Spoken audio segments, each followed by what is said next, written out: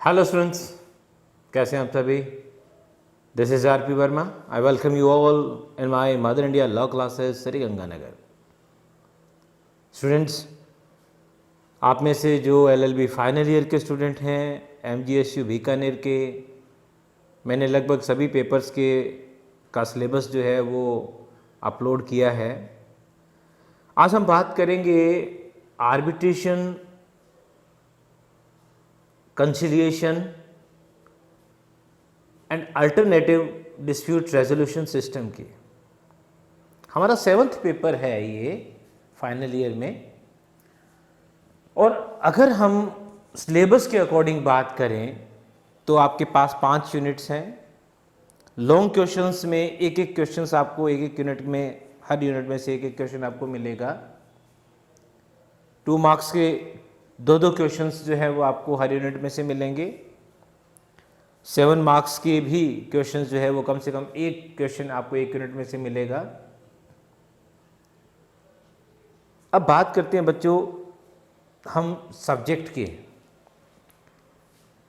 तो देखिए, arbitration, conciliation and ADR system का ये जो सब्जेक्ट है आपका, इसके अंदर जो मेन थीम है हमारी, एक तो आपका जो लीगल सर्विस अथॉरिटी एक्ट जो है हमारा, उस पर अपन कंसंट्रेट करेंगे। दूसरा जो मेन एक्ट है आपका, जो कम से कम हमारी 3 यूनिट कवर कर रहा है, वो है आर्बिट्रेशन एंड कंसिलिएशन एक्ट 1996। अगर मैं ये कहूँ कि ये पूरा पेपर जो है आपका, उसका 70% पार्ट आपका आर्बिट्रेशन एंड कंसिलिएशन एक्ट 1996 का है, तो गलत नहीं होगा। चलिए हम बात करते हैं कि ये एक्ट क्या कहता है और इसमें क्या क्या क्वेश्चंस हमारे बनेंगे। तो बच्चों, थोड़ा सा मैं आपको एक बैकग्राउंड यहाँ क्रिएट कर दूँ इस सब्जेक्ट के लिए। कोई भी डिस्प्यूट होगा बिटवीन 2 पर्सन्स, 2 और मोर पर्सन्स, तो हमारे पास ज़्यादा से ज़्यादा 3 बेस्ट मोड्स हैं सेटलमेंट ऑफ डिस्प्यूट के। वो 3 तरीके क्या हो सकते हैं। एक्स और वाई के बीच में झगड़ा हो गया, तो दोनों आपस में बैठ के बात कर रहे हैं। कोई थर्ड पर्सन भी वहाँ हो सकता है एज ए विटनेस, लेकिन उन जो मेन जो ऑब्जेक्टिव है वो यही है कि दोनों आपस में बैठ के बात कर रहे हैं और उस प्रॉब्लम का कोई सॉल्यूशन निकालें। This is called conciliation. एक मोड तो, एक तरीका तो ये है। या फिर एक पर्सन कोर्ट में चला गया और कोर्ट ने दूसरे को बुला लिया, दोनों की बात सुनी और कोर्ट ने अपना जजमेंट दे दिया। एक तरीका ये है, दिस इज कॉल्ड एडजुडिकेशन। तो एक तो कंसिलिएशन हो गया, एक एडजुडिकेशन हो गया। अच्छा, कई बार ऐसा होता है कि दोनों पार्टीज म्यूचुअल कंसेंट पे एक थर्ड पर्सन को अपॉइंट कर देते हैं। एक थर्ड पर्सन के पास जाते हैं कि हाँ भाई, आप बताओ हमारी समस्या का क्या सॉल्यूशन है। तो अब देखिएगा, एडजुडिकेशन के अंदर मैंने एप्लीकेशन लगाई, दूसरे पर्सन को, दूसरी पार्टी को कोर्ट अपने आप बुला लेगा। कोर्ट और ट्रिब्यूनल हो, व्हाटएवर में भी, वो अपने आप बुला लेगा। मेरी कोई प्रॉब्लम नहीं है, मेरी कोई सरदर्दी नहीं है। लेकिन एक सिचुएशन ऐसी होती है कि दोनों पार्टी किसी थर्ड पर्सन के पास जाती हैं कि भाई आप हमारी ये समस्या सुनो, और वो थर्ड पर्सन कंसेंट देता है कि हाँ ठीक है, मैं आपकी प्रॉब्लम सॉल्व करूंगा। तो बच्चों, ये जो थर्ड सिचुएशन है हमारी, दिस इज कॉल्ड आर्बिट्रेशन।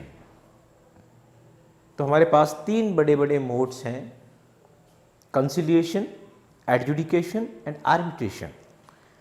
इस सब्जेक्ट में बच्चों एडजुडिकेशन की बात नहीं हो रही, लेकिन आर्बिट्रेशन और कंसिलिएशन की बात हो रही है।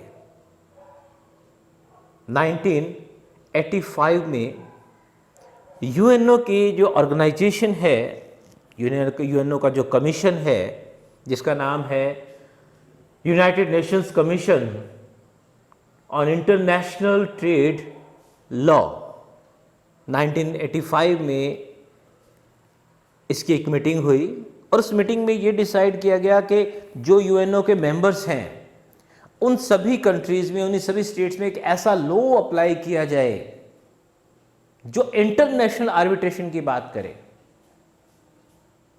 तो सभी कंट्रीज ने किया, हमारी कंट्री में भी 1996 के अंदर ये एक्ट आ गया, आर्बिट्रेशन एंड कंसिलिएशन एक्ट 1996।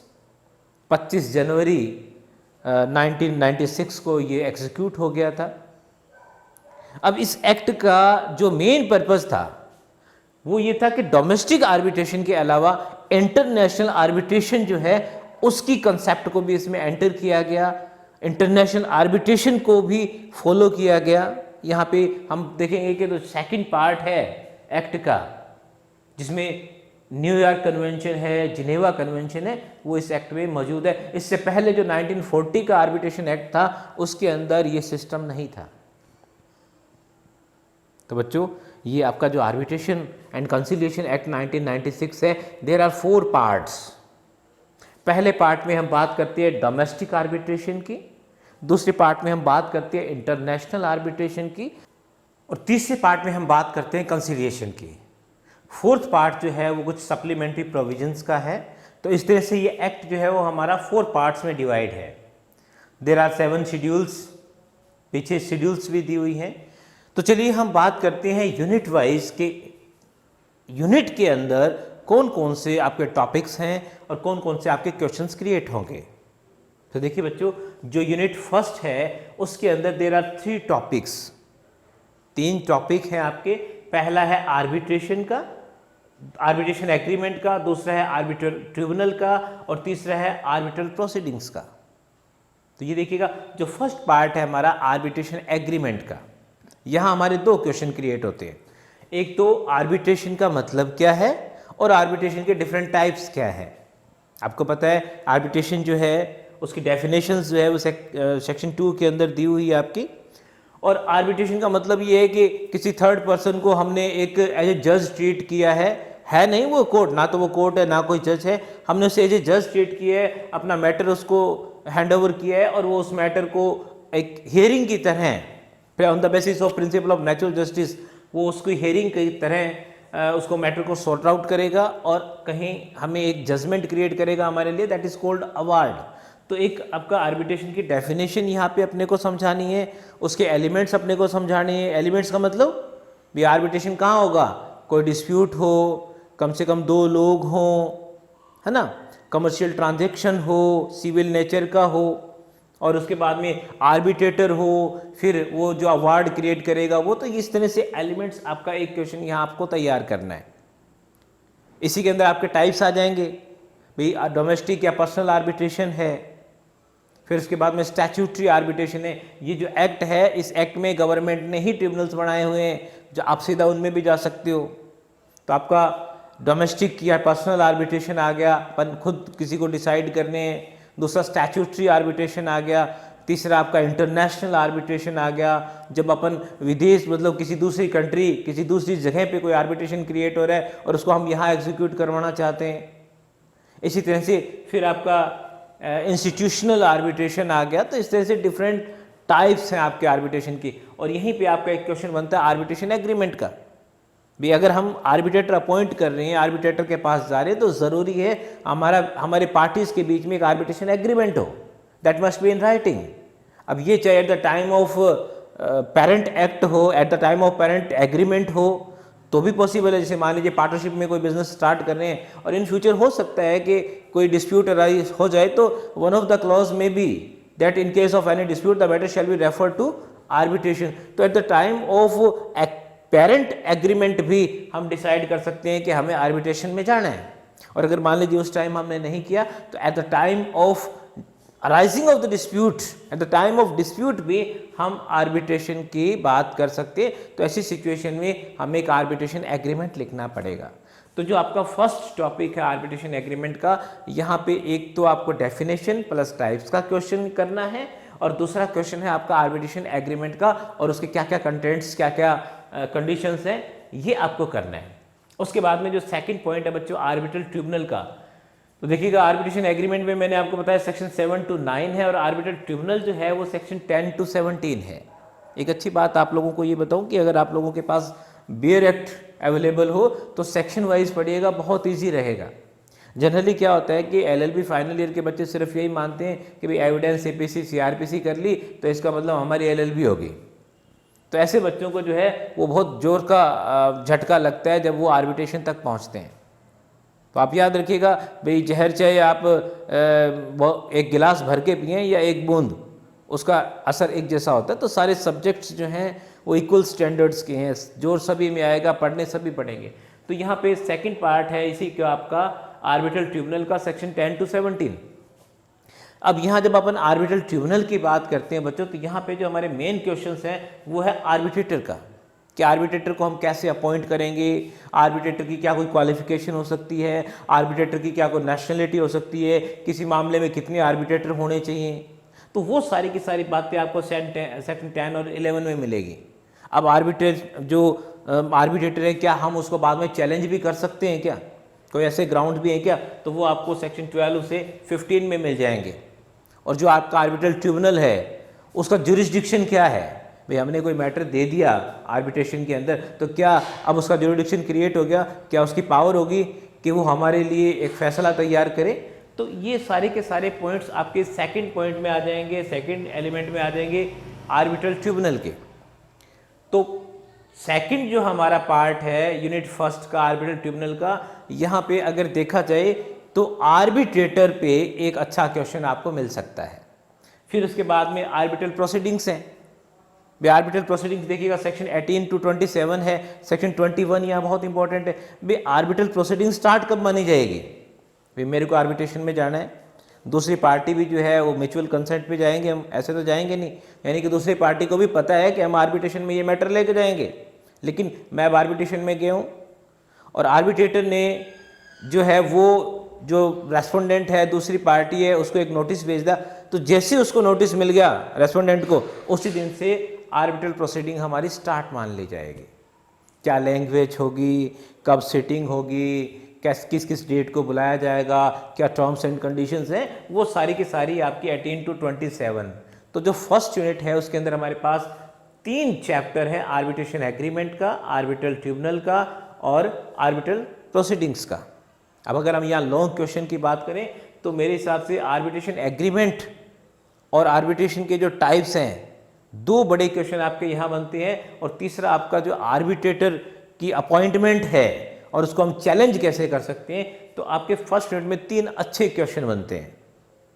अगर आप आर्बिट्रेटर को अच्छे से करके जाएं तो एक रिस्क जो है वो कवर हो सकता है हमारा। उसके बाद में हम बात करते हैं सेकंड यूनिट के अंदर। तो देखिए बच्चों, सेकंड यूनिट में लिखा हुआ है आपके सामने, यहाँ पर देखिए हमारे पास टोटल 4 टॉपिक हैं सेकंड यूनिट के अंदर। आर्बिट्रल अवार्ड, तो ये जो आर्बिट्रेटर भाई साहब हैं जो हमारे मामले को की सुनवाई कर रहे हैं, है ना, on the basis of principle of natural justice, उनको ज़रूरी नहीं है कि सीपीसी के नॉलेज हो, सीआरपीसी के नॉलेज हो, वो प्रॉपर एविडेंस में क्रॉस एग्जामिनेशन करें, ऐसा कुछ नहीं है। तो ऐसी सिचुएशन के अंदर वो जो जजमेंट देंगे दैट इज कॉल्ड अवार्ड। तो आर्बिट्रल अवार्ड क्या होता है, सेक्शन 28 से लेके 31 तक।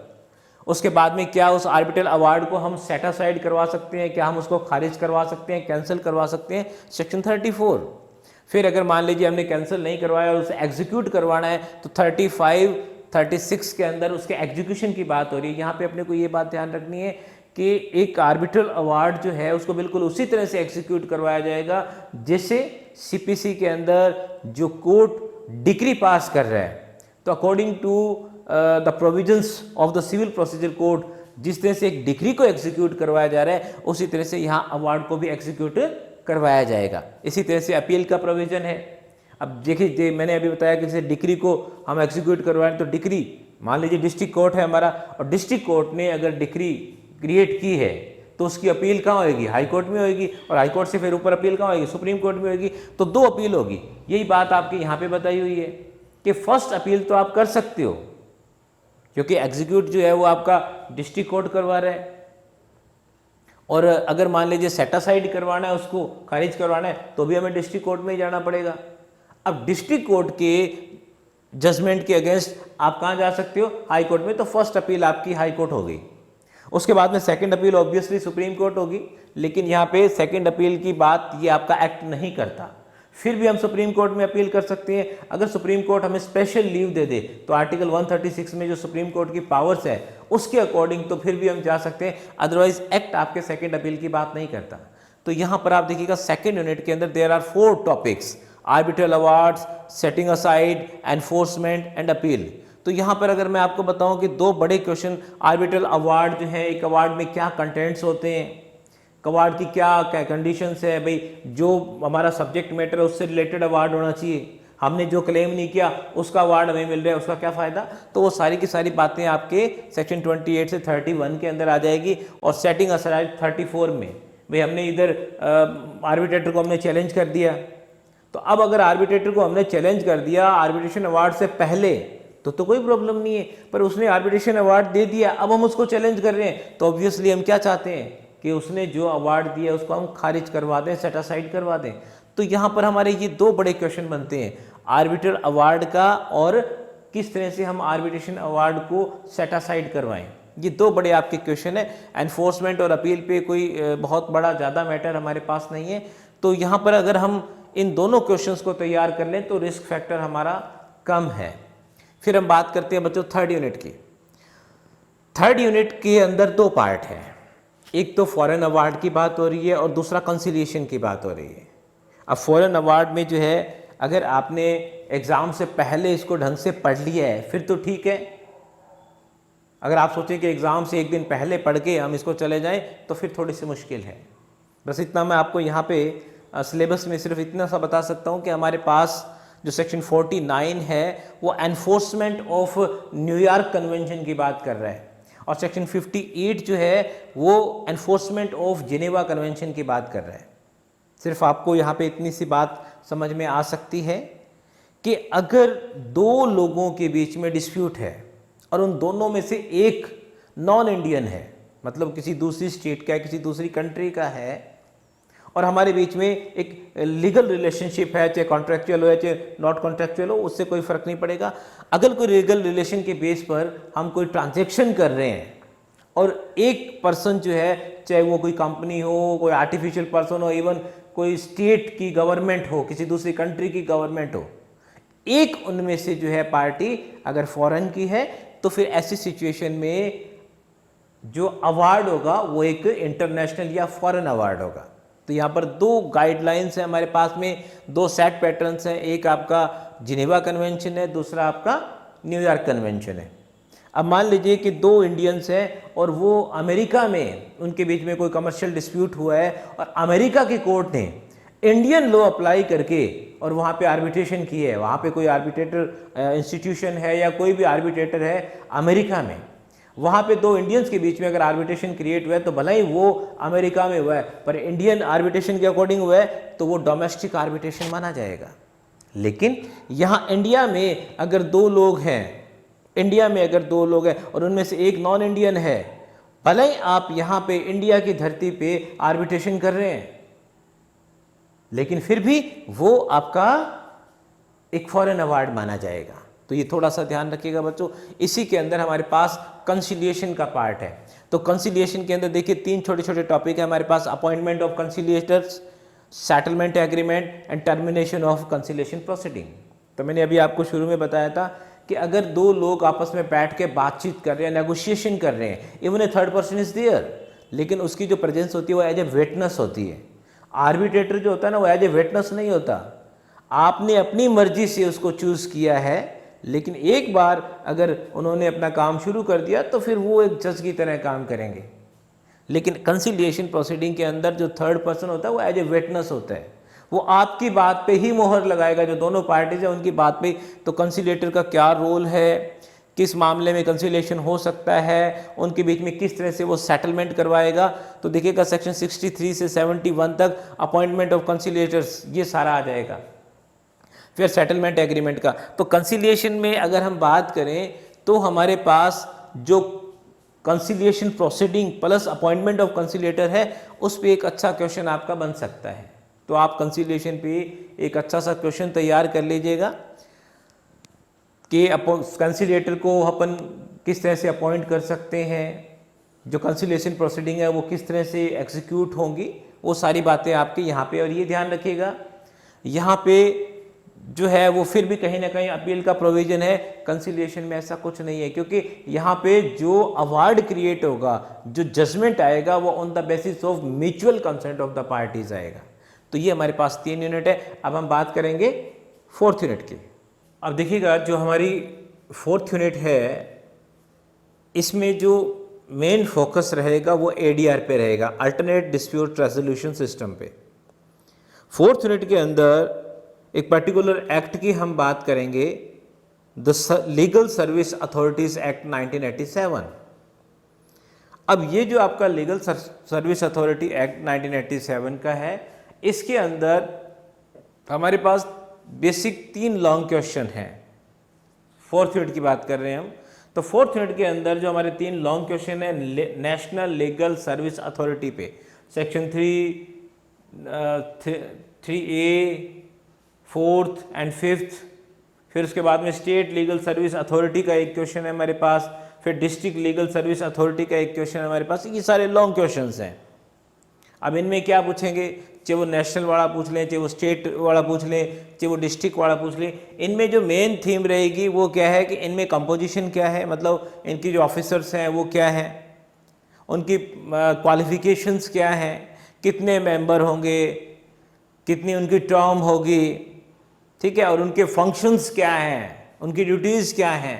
ये आपकी मेन थीम रहेगी इन क्वेश्चंस की। इसके अलावा 4th यूनिट के अंदर ही एक डिफरेंट टाइप्स ऑफ ADR जो है वो आपसे पूछे जा सकते हैं, जैसे अल्टरनेट डिस्प्यूट रेजोल्यूशन के मोड्स क्या क्या हैं, क्या क्या तरीके हो सकते हैं। जैसे मान लीजिए हम आपस में नेगोशिएशन करके, आपस में बातचीत करके किसी मामले को सुलटाएं, तो ये भी एक ADR का पार्ट है। कंसिलिएशन मीडिएशन करें, ये भी ADR का पार्ट है। मिड मीडिएशन की बात करें, मॉड्यूलर की बात करें, प्री ट्रायल कंसिलिएशन की बात करें, लोक अदालतों की बात करें, ये सब मतलब जो डिफरेंट मोड्स हैं आपके किसी डिस्प्यूट रेजोल्यूशन के, कोर्ट से बाहर, मतलब कोर्ट में जाने की जरूरत नहीं, कोर्ट से बाहर आप किस तरह से किसी मामले को सॉर्ट आउट कर सकते हैं, किस तरह से उसके सॉल्यूशन तक पहुंच सकते हैं, वो सब आपके ADR में है। तो एक जनरल क्वेश्चन आ जाता है कि ADR के अंदर कौन कौन से मोड्स आपके इंक्लूड हैं। उसके बाद में फिर आपका लीगल सर्विस अथॉरिटीज़ एक्ट जो है उस पर क्वेश्चन शुरू हो जाते हैं। तो नेशनल पे है, स्टेट पे है और डिस्ट्रिक्ट पे है। तो अगर हम इन तीनों क्वेश्चंस को करके जाते हैं तो इसका मतलब ये हुआ कि इस यूनिट में एक क्वेश्चन हमें हर हाल में मिल जाएगा। जनरली जो है वो नेशनल लीगल सर्विस अथॉरिटी पे क्वेश्चन मिल जाता है। और ये भी ध्यान रखिएगा बच्चों कि अगर हम नेशनल लीगल सर्विस अथॉरिटी की बात करें तो कहीं ना कहीं ये एक सुप्रीम कोर्ट ऑफ इंडिया जो है हमारे, उनसे जुड़ी हुई है। तो इसीलिए आपकी सुप्रीम कोर्ट की जो एक कमेटी है आपकी सर्विस लीगल सुप्रीम कोर्ट की, वो इससे आपसे जुड़ी हुई है सेक्शन 3A में। फिर इस तरह से जो हाई कोर्ट की एक कमेटी है वो आपकी स्टेट लीगल सर्विस अथॉरिटी से जुड़ी हुई है, और एक तालुका कमेटी जो है वो आपकी डिस्ट्रिक्ट लीगल सर्विस अथॉरिटी से जुड़ी हुई है। तो 3 क्वेश्चन है, जनरली नेशनल पे क्वेश्चन आ जाता है, तो इसको अच्छे से आप थोड़ा सा देख लें। उसके बाद में 5th यूनिट के अंदर अगर हम आए तो 5th यूनिट के अंदर भी जो पार्ट है वो आपकी इसी लीगल सर्विस अथॉरिटी एक्ट 1987 का जो है उसी का पार्ट है। तो सेक्शन 19 के अंदर लोक अदालत की बात हो रही है। भाई मान लीजिए कि जो रिटायर्ड जजेस हैं उनको एक मौका दिया जाता है कि कोई भी ऐसे प्रॉब्लम्स हैं जहाँ पे सेटलमेंट हो सकता है, कोई भी ऐसे डिस्प्यूट्स हैं जो कंपाउंडेबल हैं, सेटलमेंट हो सकता है, वो डिस्प्यूट्स आप जनता में जाके, जनता को कोर्ट में आने की जरूरत नहीं पड़े, जनता में जाके आप वहीं पे ही सॉर्ट आउट करें किसी पब्लिक प्लेस पे, तो वो आपकी लोक अदालत की कंसेप्ट है। इसी तरह से अगर पब्लिक यूटिलिटी सर्विस की हम बात करें, जैसे को टेलीफोन है, आपके इंश्योरेंस पॉलिसीज़ हैं, मेडिकल बिल्स वगैरह के मामले हैं, तो वो सारे के सारे आपके एक परमानेंट लोक अदालत इस्टेब्लिश की जाती है। ये भी एक ADR का पार्ट है, जहाँ principle of natural justice apply करके जो भी गवर्नमेंट ऑफिशियल्स होते हैं वो आपकी हेल्प करेंगे उन मामलों को सॉर्ट आउट करने में। तो ऐसी सिचुएशन में आप देखिएगा ये सब ADR के पार्ट हैं। तो चाहे हम लोक अदालत की बात करें, चाहे परमानेंट लोक अदालत की बात करें, बस परमानेंट लोक अदालत में ये है कि जो पब्लिक यूटिलिटी के मैटर्स हैं वो ही जाएंगे, और हर डिस्ट्रिक्ट के अंदर परमानेंट लोक अदालत, और इनको इस्टेब्लिश करने का काम जो है वो सारे के सारे आपके जो स्टेट लीगल सर्विस अथॉरिटी है, डिस्ट्रिक्ट लीगल सर्विस अथॉरिटी है, ये इन्हीं का ही काम है, ये सारी की सारी लोक अदालतें इस्टेब्लिश करने का। इसी तरह से अगर हम अदर एडीआर्स की बात करें तो न्याय पंचायत है, जैसे गांव में आपको पता है एक सरपंच होता है, बाकी पंच होते हैं, बैठ के कोई मामले को सॉर्ट आउट करते हैं। फैमिली कोर्ट जो है वो आपने एलएलबी पार्ट फर्स्ट के अंदर पढ़ा होगा कि आप जितने भी मैट्रिमोनियल रेमेडीज़ के जितने भी मामले हैं वो आपके सीधा डिस्ट्रिक्ट कोर्ट में जाने के बजाय हर ज़िले में एक फैमिली कोर्ट इस्टेब्लिश्ड है, तो वहाँ पे उस फैमिली कोर्ट में चले जाएंगे। तो फैमिली कोर्ट के अंदर भी वहाँ पे कोई हार्ड एंड फास्ट मतलब कैमरा प्रोसीडिंग्स होती है। कोशिश ये किया जाता है कि जो भी एग्रीड पार्टी है उसकी बात को सुना जाए, उसको परेशान करने के बजाय, उसको चक्कर कटवाने के बजाय जल्दी से जल्दी स्पीडी ट्रायल हो, स्पीडी किस तरह से नेगोशिएशन करवा के सेटलमेंट करवा के मामले सॉर्ट आउट किए जाएं। तो ये बच्चों एक आपके पास बड़ा एक सिंपल सा प्यारा सा सब्जेक्ट था जिसकी सारी यूनिट्स मैंने आपके साथ डिस्कस की। तो अगर फोर्थ यूनिट की अगर हम बात करें तो फोर्थ यूनिट के अंदर नेशनल लीगल सर्विस अथॉरिटी पे अगर हम ढंग से तैयारी करें, इसको अच्छे से तैयार करें, तो हो सकता है कि हमारा रिस्क कवर हो जाए। डिस्ट्रिक्ट लीगल सर्विस अथॉरिटी पे भी क्वेश्चंस जो है वो जनरली आ जाते हैं। इधर अगर हम बात करें तो लोक अदालत को आप अच्छे से पढ़ के जाएं, लोक अदालत क्या होती है, कौन से मैटर्स इसके अंदर आते हैं और लोक अदालत का जो जुरिस्डिक्शन है वो क्या है और इसमें इसकी पावर्स जो हैं वो क्या क्या हैं। तो अगर आप लोक अदालत को ढंग से करें तो हमें फिफ्थ यूनिट में भी एक अच्छा क्वेश्चन मिल सकता है। तो उम्मीद करता हूँ कि आप इम्पोर्टेंट क्वेश्चंस भी इसमें से निकाल सकते हैं, जैसे मैंने आपको साथ के साथ बताया है, और टोटल सिलेबस भी आप लोगों की समझ में आ गया होगा। Thank you students, thank you very much.